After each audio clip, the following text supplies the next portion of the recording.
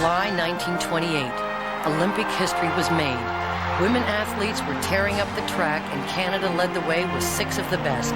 They were Bobby Rosenfeld, factory worker and all-rounder; Myrtle Cook, legal secretary and sprinter; Ethel Catherwood, secretarial student and high jumper; Jean Thompson, high school student and long-distance runner; Ethel Smith, factory worker and relay runner; and Jane Bell, high school student and all-rounder. In 1928, they would become the Matchless Six.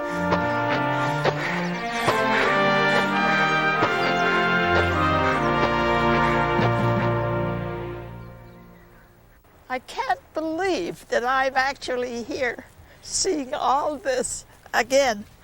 Somehow it doesn't look as big to me as actually it was. It is almost 70 years since Jane Bell has set foot again on the track, where she and 5 other teammates earned Olympic glory. So this is the place that made me so famous. I can't believe it. That must be about the start of the 100 meters.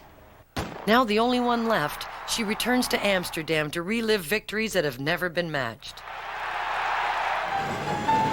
Back then, when Jane Bell was growing up, the 1920s were a decade of prosperity and pleasure. Consumers kept pace with the latest inventions like radios, cars, and rush hour. People had time for recreation.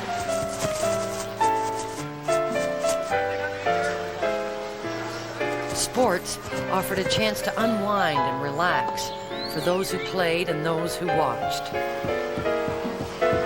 Sports historian Ron Hotchkiss has always been fascinated by this era. It was called the golden age of sport, more applied to men, but it was a golden age of sport for women too. I remember reading one woman telling me it was like they were like butterflies coming out of their cocoons, finally spreading their wings, so to speak, in many areas, not only in education, but in business, but also in sports. And it was a very exciting time for these people. For most women, their love of competition started in high school. After they graduated, they pursued sports further by playing organized basketball, baseball, and hockey. It was not until later that track and field was an option for women. But popular opinion held that women who participated in athletics were masculine, and that it was morally unsound for them to appear in shorts. It was even thought dangerous to their health.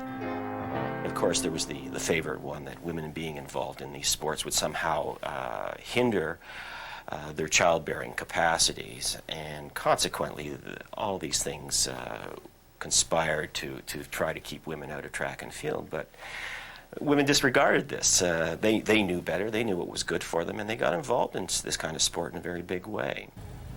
Anxious to cash in on a growing trend, organizers of the CNE introduced a sports day.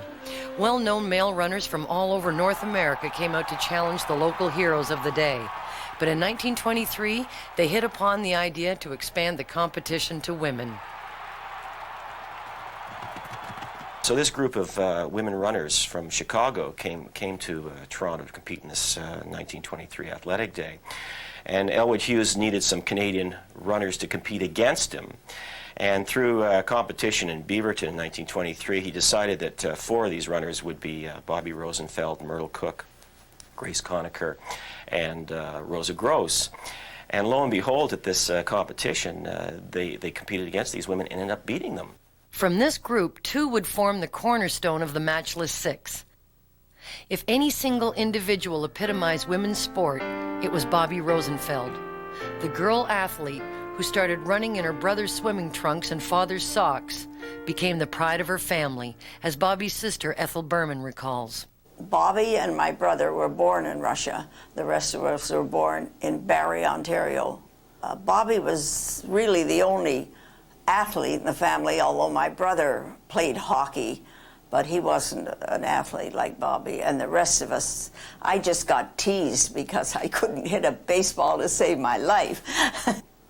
I don't think there has been, and I don't think there ever will be, a Canadian woman athlete to compare with her.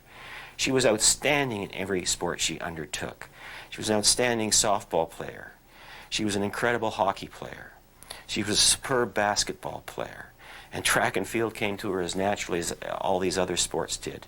So naturally, in fact, that at a track and field meet in 1925, she was the lone representative on her factory team.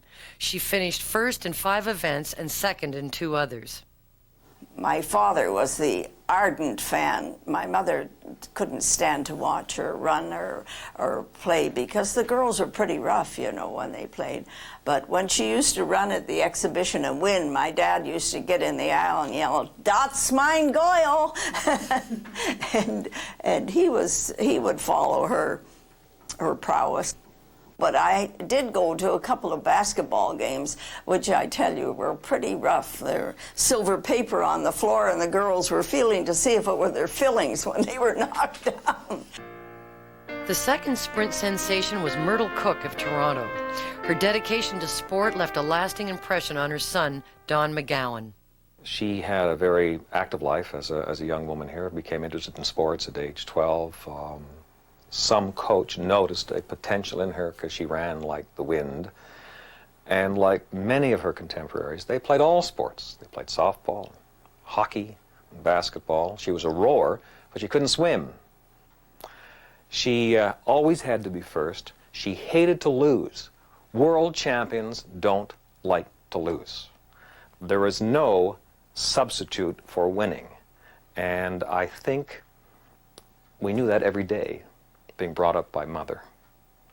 Never mind, doing it for the love of the game. There's only one result, and that is that you had to be number one. And I think that drove her constantly. She was always racing. She was racing for the streetcar late in her life. She'd race home to do the laundry before covering an event that night. And I've got home movies where she's racing from one building where the dryer was, the washing. She'd race with these bundles of clothes. She was always on the go. She never stopped. Their natural talent alone made Rosenfeld and Cook instant track stars. And these were women who had very little training, almost no training in track and field. The only training they had were Sunday school picnics or the odd track meet as part of fairs or organizations that were run on Sundays or Saturdays during the summer. From as early as she can remember, Jane Bell loved to compete. Well, I used to go to the Sunday school picnics, and I always managed, they had races, and I would always be the winner. I thought it was fun. Jane Bell was, I guess, what you'd call an all-rounder. She was good in all sports, developed a love of sports in public school, but it was at Toronto High School of Commerce where she was encouraged to get involved in sports, in swimming and basketball, and then eventually track. She set a Canadian record in the 60-yard hurdles and caught the eye of former athlete and coach Walter Knox. With his help, she saw a chance to fulfill a dream. I went to track practice with Walter Knox, and I said to him, I would love to be on the Olympic team. And he said, you really mean that? And I said, I want to be on the Olympic team. And he said, well, you do everything I tell you, and I will guarantee that you'll be on the team. So every night when you go to bed, take a look in front of the mirror and say, good night, Jane Bell, member of the Olympic team. It's silly now, but that is exactly my great incentive. And I'd never doubted, even till the day we won, that we weren't going to be a winner. But that's where it started. As more women started running, athletic clubs sprang up. For a young girl like Ethel Smith growing up in the beaches on Norway Avenue, the local club offered an escape from the working world. Ethel Smith dropped out of school, left school at age 14 because her family was poor and could not afford schooling for her, so she went to work in an embroidery company in Toronto. But that didn't discourage her from still being involved in sports, so every night after work she would come home, have a quick bite to eat, and head off for one of these teams she played for. Ethel quickly developed into a top-notch sprinter and relay runner. When she switched to a rival club, she found herself training alongside Myrtle Cook. Myrtle Cook's aunt used to live right in behind Ethel Smith, and they would have a signal to train together. Ethel or Myrtle would hang a towel on the bathroom window or wave at one another every morning as a signal that I'm ready to run, are you? And they would go out and run together. Ethel, before running, would always break a raw egg into a glass of wine and drink this because she believed this was a picker-upper, so to speak, and the two of them would go out and jog down to Kew Gardens where they would train there, or to the Woodbine racetrack and train there. In 1927, Toronto hosted Canada's first women's track and field championship. It was here where the last two members of the team made headline news. For Jean Thompson from Penetang, Ontario, it was more than a trip to the big city. It was her first assault on a world record. Her achievements are faithfully preserved by historian David Dupuis. She was a very quiet girl. Her coach, W.L. Wendling, came across her in his class and noted that she was very athletic and very fast runner and very determined. And I think he saw in her the potential to run the distance that was coming about at that time that was needed in Canadian athletics. And it was, I think, the quietness and the determination that made her so adept at being a track and field star. Her training was very unorthodox. She used to run the base paths with the local baseball team.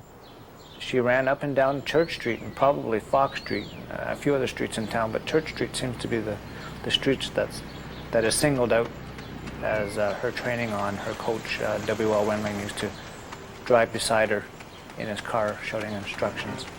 And she ran, and I guess it was a very common scene that year of 1928 during her training, running the streets.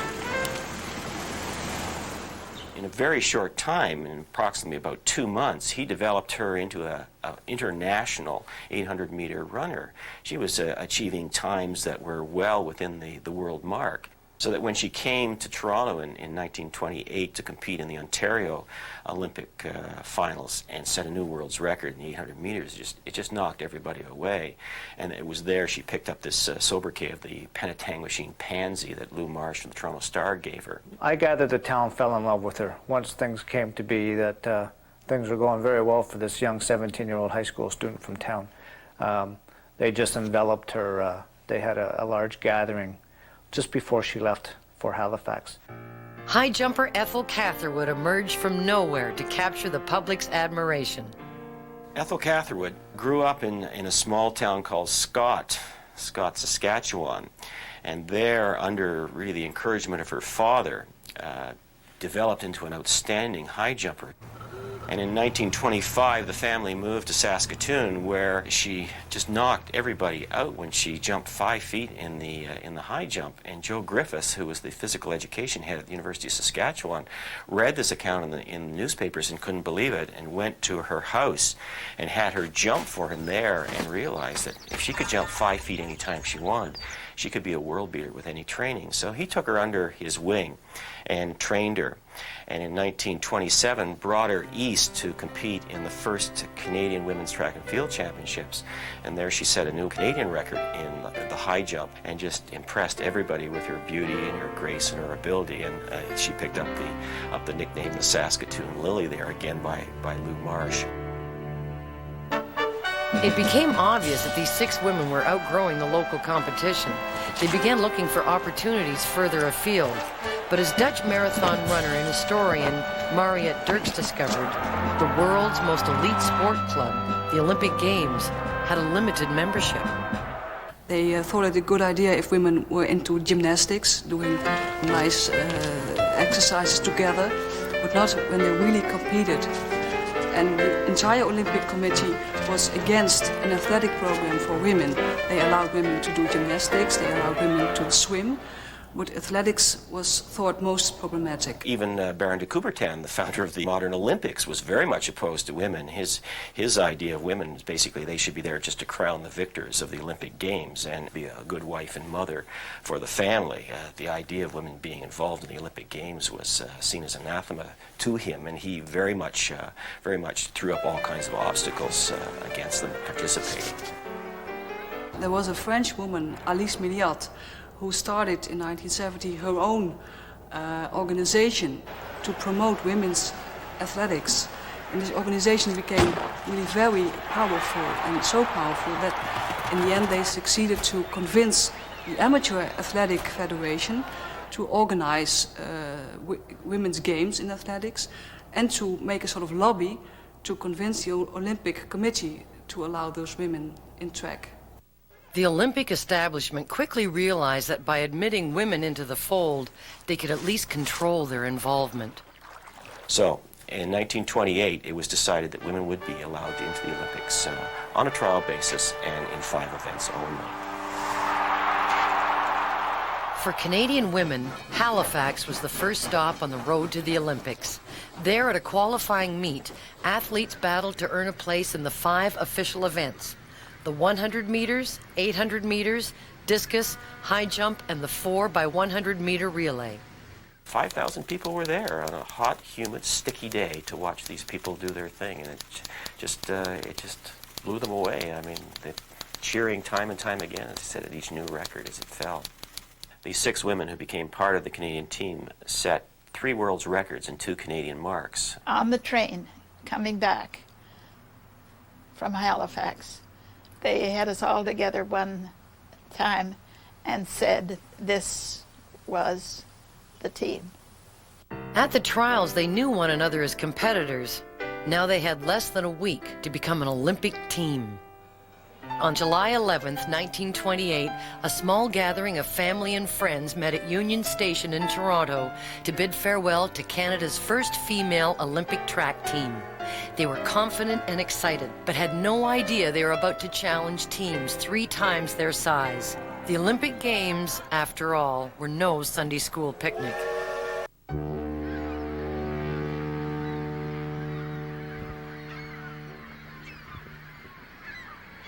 Jane Bell returned to Amsterdam the same way she traveled there in 1928, by sea. Back then, it was no carefree cruise. The daily routine consisted of exercise, eating, and training. In their free time, Bobby Rosenfeld played poker with the men's team, while Jane Bell pushed the 9 p.m. curfew to the limit. Well, the boys were not allowed to come and take part in the ballroom dancing, but the ladies were.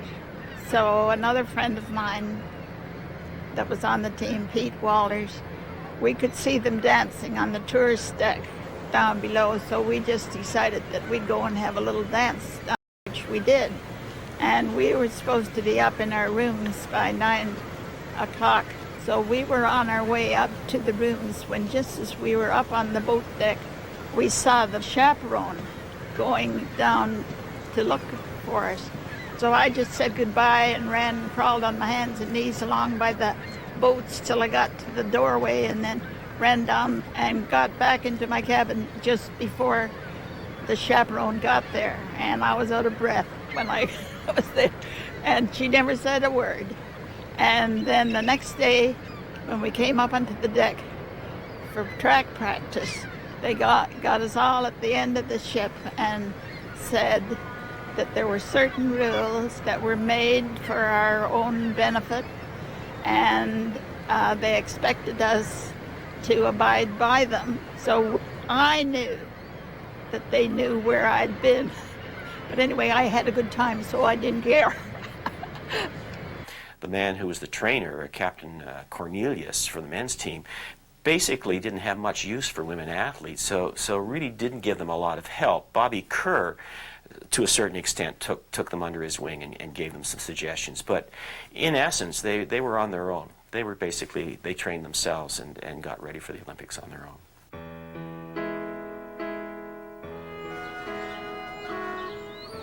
In late July, the team arrived in Amsterdam. The city had been trying to get the Olympic Games for several years and almost lost them in 1928 if it hadn't been for the Dutch people who raised the remaining funds. Nevertheless, as journalist Paul Arnolson has found, while the people supported the Games, they weren't sure of what they were getting into. It was a divided society in Catholics, Protestants, Social Democrats. And it was more or less an isolated society. So you can, when you read papers in that time, they were afraid that all these strangers, it was very risky for their own people, they were afraid. One had to respect the Sunday, and they were afraid that it would be very noisy on Sunday. You can see that they were very surprised to see so many black people in the streets. It was a sensation. A black guy in a red suit in a car. A sensation. The reaction was mutual. The old world had its own surprises in store for the athletes. Mailboxes, for instance, were found on the back of streetcars. We stayed at a boarding house on De La Ressa Straat, and the streetcars went by in front. And we used to post the mail on the back of the streetcars, but they didn't tell us that they didn't stop on Sundays. So when they didn't stop, we just ran after the streetcar.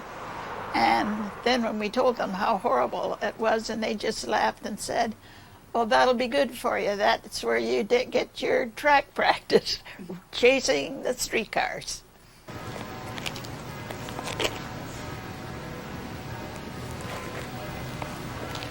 When the team hit the training field, the press was waiting for them. News of world records broken in Halifax had excited curiosity. Ethel Catherwood quickly became the most photographed girl of the Olympics. The training was good and bad. Good in the sense that it allowed them to get used to the environment, the surroundings, and acclimatize themselves with Amsterdam and all the various athletes. Bad in the sense that for Jane Bell and Jean Thompson, they ended up injuring themselves, and Jane ended up with a shin splint, and Jean pulled a tendon in her leg. So consequently, their performance was put into doubt. Opening day dawned. The new stadium was ready, and the Dutch people welcomed 4,000 athletes from 46 countries. It was a very colorful kind of opening day, and cannons going off, and the release of pigeons, each with ribbons representing the color of a country's flag. The Olympic flame for the first time burning from the Marathon Tower. And the crush at the entrance to the stadium was so great that the Finnish team had to scramble over an outer wall with the standard bearer in the lead and the rest of the team following in behind. For Jean Thompson and Jane Bell, because of their injuries, they did not participate in the opening day parade. It was thought by their manager that they would be better off resting in the stands. Now, looking back, we had a far better view of the opening than the people that were in it. As I recall, they marched in time with the music, and the other countries just sort of strolled in and waved at people and so on, but the Canadians didn't. I was proud to be a Canadian. The first final was the men's 100-meter final, and lo and behold, Percy Williams, much to the surprise of everybody but the Canadians, won the gold medal in the final. We sat down there in the Canadian section. Yes, we were. That was a wonderful day because nobody thought he was going to win. Including the officials, who had to scramble to find a regulation-sized Canadian flag to fly at the center pole. So he basically set the tone for the rest of the Canadians, both men and women. And the women, to show that they were up for the challenge, basically qualified three women in the final 6 of the 100-meter final for women's track and field. And it was quite an astounding accomplishment when you consider that 31 women competed for this particular event. And when they narrowed down the 6, 3 of them were Canadians, and those 3 being Myrtle Cook, Ethel Smith, and Bobby Rosenfeld. The 100-meter event final was the first medal event for women's track and field ever. So it was a historical moment. We were expecting great things, and then one of the correspondents said that as a result of this race, we witnessed scenes feminine and never before witnessed in an Olympic stadium. And this all arose because of what happened to Myrtle Cook and what happened to the finish of this 100 meters. That Myrtle Cook, you have to understand, was a fairly high-strung athlete. As they took their positions and the German starter gave the commands, Myrtle Cook broke before the gun. And as a result, she was charged with one false start. When she broke, she took the German girl Schmidt with her. So they brought the women back and got them lined up again, and lo and behold, Myrtle Cook broke again before the gun all by herself. And as a result of the rules, she was disqualified, and the German starter walked down to where she was and tapped her on the shoulder and indicated that she was disqualified and she was no longer in the race. Myrtle finally realized that her dream of winning a gold medal in the 100 meters was no longer there, and she dissolved in tears and was slowly walked off the track. It's a wonderful story. She's there as the favored, as the world record holder, and it's a race that she should have won, and she didn't. I was sick when Myrtle Cook was put off the track, and she sat right at the stop there and put her head down in her hands and sat there crying. But she did carry that disqualification. Sometimes when my parents would argue from time to time, my father would throw that in her face. Yeah, and you were disqualified in Amsterdam. It was very unfair. We're down to 5 runners, and they bring the runners back, and lo and behold, the German runner Schmidt false starts, and she's disqualified. 4th attempt, the women are a little keyed up, and Ethel Smith describes it. She says she looked back and saw Myrtle Cook with the tears streaming down her face. She said, "Oh my God, she's my friend and she's out of it." And so obviously it had an impact on Ethel Smith, and obviously Bobby Rosenfeld and the other German girl Steinberg too. And that left the American girl, 16-year-old Betty Robinson. Born in a small town outside of Chicago, Betty Robinson was discovered by a track coach who saw her running to catch a train. She was the youngest on the American Olympic team, whose leader happened to be Douglas MacArthur. There's nothing to tell you except that I just felt I had to run, and when I got out there, I had to beat everybody. And you don't really know what's going to happen, and you feel lucky when you are able to do what you want, and that was to beat everybody else. Coach would always know if they were very fast or not and tell you which ones were the fastest. And so when we were lining up, I wanted to get next to the girl that I wanted to beat. But that's where I got. Why? I wanted to beat her and know where she was all the time. I didn't want her way over there and I'm here. I wanted her next to me, so I worked that out somehow. Auf die Plätze, 30. So they got them away. Ethel broke quickly. Betty Robinson, the States, caught up and passed Ethel Smith and was the leader. But 100 yards down the track, Bobby Rosenfeld had closed so rapidly that when they hit the tape, Bobby Rosenfeld said, "Was I first or second?" She wasn't sure, and neither were some of the judges. That was all over the papers. Evidently, some of the judges said she did, some said she didn't. In those days, they didn't have TV and they didn't have a photo finish, so it was awarded to the United States. And of course, Canada was very upset, and the family was even more upset. There seemed to be some controversy there as to who broke the tape first. The rules say that you had to break the tape with your body. A couple of the judges said that while Robinson broke the tape, she broke them with her arms, and her body is required by the rules.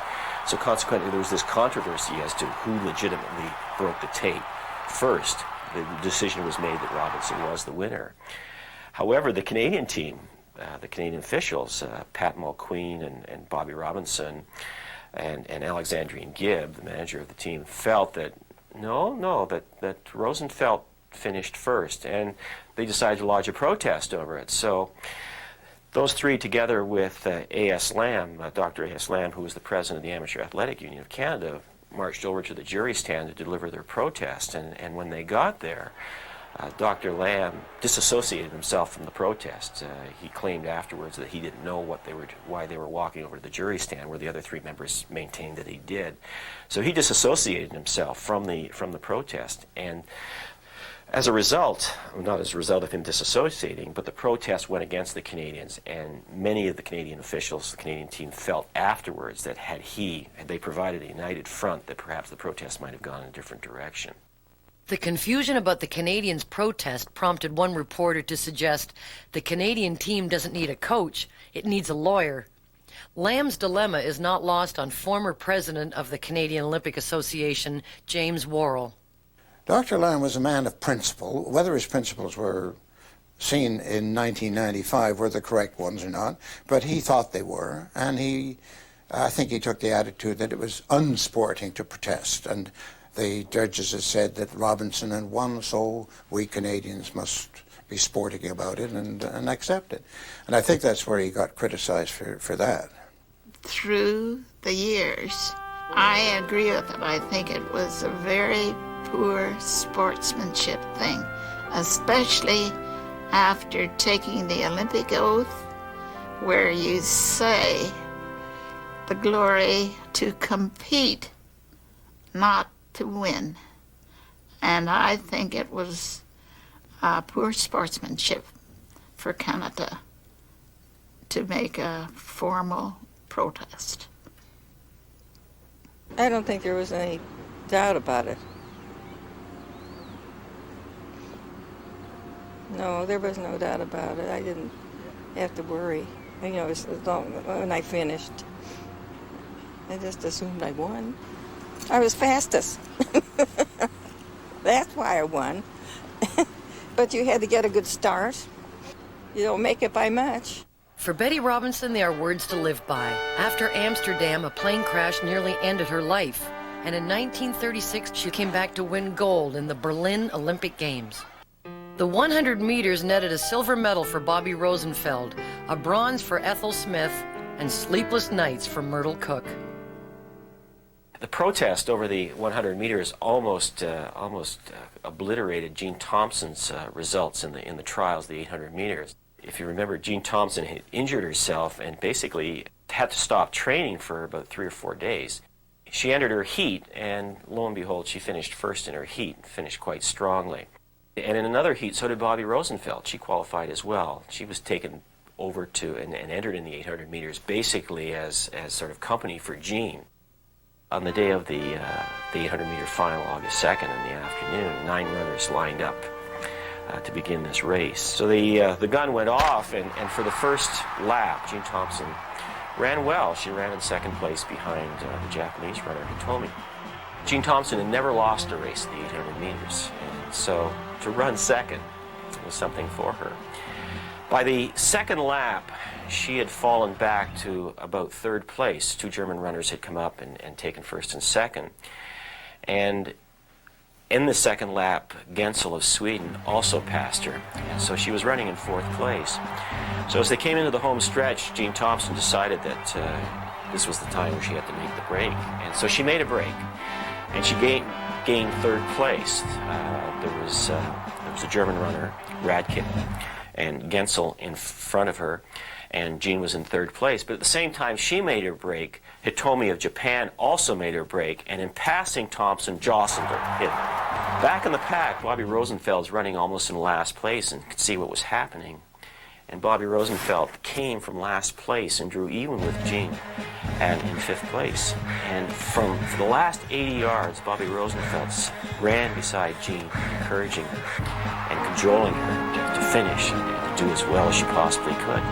She was talking to her. You could see her talking to her, and she could easily have gone past her if she wanted to, but she didn't. She just ran right along beside her and wouldn't let her stop. As a result, she finished in fourth place, and Bobby Rosenfeld took fifth. Many people who were there at the time maintained Rosenfeld could have finished in the medals if she wanted to, but she didn't. Bobby only thought that was the right thing to do. That's, as I say, she wouldn't hold a grudge, or she wouldn't want the glory when it didn't belong to her. Today, most sports people are in it for themselves, but she was in it for, as I say, the sport. Winner Eleanor Radke held the title for 32 years. After 1928, the 800 meters was dropped on the basis that it was too strenuous for women. Of all the members in the team, I think Ethel Catherwood was given the best chance of winning a gold medal. She was consistently jumping over 5 foot. So in this cold, drizzly afternoon, she started participating in the high jump. And after approximately 3 hours, the competitors in the high jump had been reduced to 3. There was Gizolf of Holland, and there was Wiley of the United States, and there was Catherwood of Canada. And up until the 5-foot mark, Ethel Catherwood jumped in her sweatsuit. Some people thought that this was a psych-out job, but that's just the way she was. So when the bar was raised to 5 feet, she missed, and then came off the warm-up suit, and then she cleared it, and she was the only one to clear 5'1" and became the gold medal winner.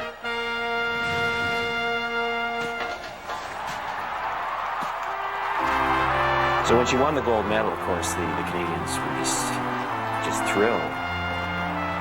As the flag was raised to the center pole, fans lifted Catherwood on their shoulders. The Matchless Six were back on the victor's podium with one more chance for gold. So when they won their heat and set a new world's record in the relay, they were a much more confident team that Saturday than they had been before then. Myrtle Cook, for example, had cried herself to sleep for the subsequent 3 nights after being disqualified. She felt she had let herself down, but she had let the team down. So on the Sunday, we come to the finals, and in the finals, there's Canada, there's the United States and Germany. There are 3 of the 5 teams, 3 of the 6 teams in the final. And who's running the anchor leg but Myrtle Cook, who was disqualified for Canada, Schmidt, who was disqualified for Germany, and Robinson, who was involved in this controversial finish for the United States. We got so excited because where Bobby had drawn the one, she jumped up and down and put her hand up, number 1. So we knew we were in the number 1 lane. So I just walked at the place where I was going to be, and the lanes are all marked like this. So I stood waiting for the Ethel Smith to catch up to me, and I'm on the inside lane. And United States was next to me. And so we could tell exactly where we were. The gun goes off, and Rosenfeld starts clean. Hands the baton to Ethel Smith with a slight lead. Ethel Smith carries it around, gives it to Jane Bell, increased the lead slightly. And of the 3, I think Jane Bell probably ran the best leg of the 3. And up to that point, the baton had been passed very effectively. I would stand on the mark where it was and see that little puddle sort of back there, supposing that was the mark, and Ethel's going as fast as she can, and as soon as she hits that mark, I start ahead of her to go as fast as I can, so that by the time I've got the baton, I'm running at full top speed, and I go around to where Myrtle is, and she's supposed to do the same thing, and if she doesn't do exactly the same thing, that's where the problem comes. We're coming up to Myrtle as the anchor leg. Jane's approaching Myrtle, and Myrtle's taking off before getting the baton, in anticipation of getting the baton, and Ethel Smith is watching this and saying that Jane is not going to catch you, Myrtle, unless you slow down. And lo and behold, Jane just got her at the last possible moment, and Myrtle took the baton and sped away and finished first for Canada and won the gold medal. And the women were so excited of winning this gold medal, the photographer had a hard time in calming them down so he could take a picture. But anyway, we all made it. But we always had trouble with Myrtle because she did things sort of her own way spontaneously. I think there was a tremendous pressure on her to come back the next day to anchor the relay, and And that, and the handing off of the baton, she was so fast and so ready to go that she was almost disqualified in the pass over the baton.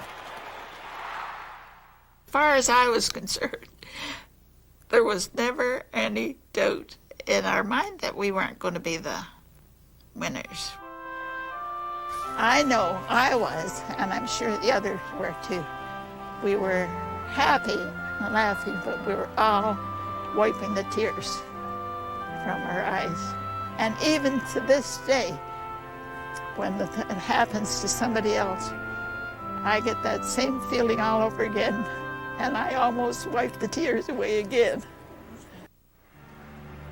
Their homecoming was the biggest reception Toronto had ever seen.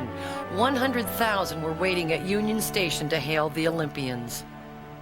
We rode in open convertibles from the Union Station all along the Lakeshore Drive to Sunnyside Stadium.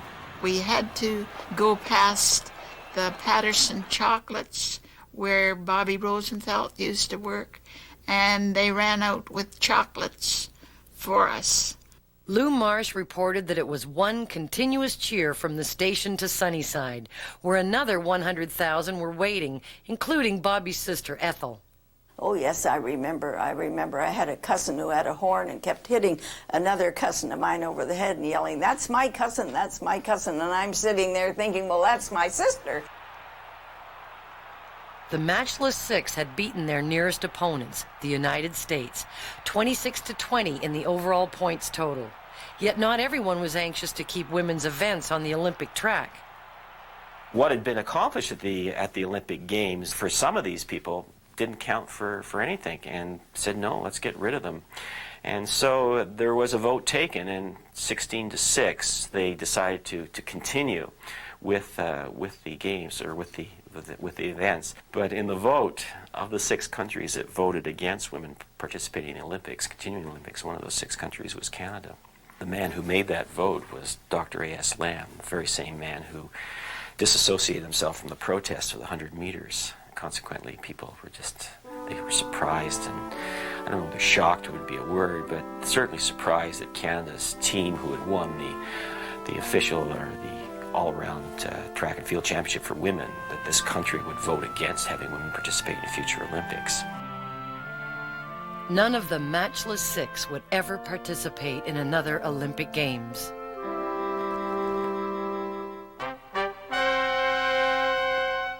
Shortly after Amsterdam, Bobby Rosenfeld was bedridden with arthritis for 9 months. Continued poor health ended her amateur career at age 29, and she became a sports columnist for the Globe and Mail. In 1949, she was named Canada's Woman Athlete of the Half Century.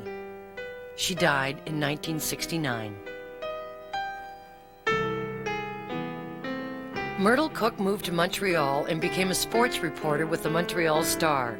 She married a fellow sports writer and had 2 sons. For nearly 45 years, she wrote for the newspaper while remaining actively involved in Canada's amateur athletic teams. She died in 1985. Ethel Smith's neighbors decorated Norway Street and waited up past midnight to celebrate her return. Her wedding, months later, marked the last time the Matchless Six were all together. When her infant son died and she divorced her husband, she moved back to the beaches, where she lived until her death in 1979.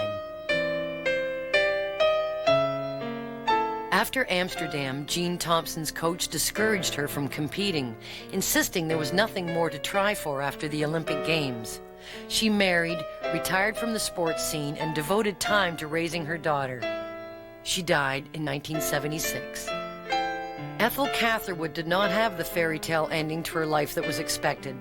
The woman who had jumped higher in her own backyard than at the Olympic Games lost the national high jumping title in 1931.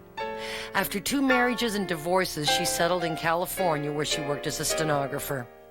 Never comfortable with the attention and adoration she received, she fiercely guarded her privacy until she died in 1987 at the age of 79. Jane Bell enrolled in a physical education school. graduated 2 years later and became a phys ed director in Ontario. She married, has 2 children, and lives with her husband in Florida. Good ball. That's a good one. Hurry! Good one. You almost had it.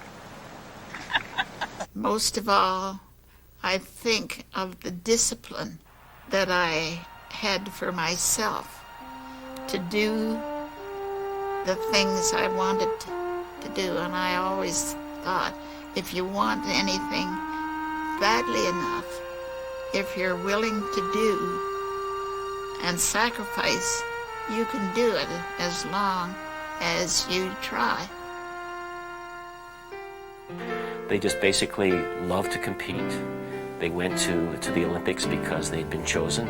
They were representing Canada. They felt obligated to do well, not for themselves as much as for their country. And so they opened the door. They opened the door for women's athletics at the Olympics. And it's a door that will remain open. And I think all female Olympians from 1932 on owes a debt of gratitude not only to the Canadian women, but also to these other women who came forward and did so well at these games.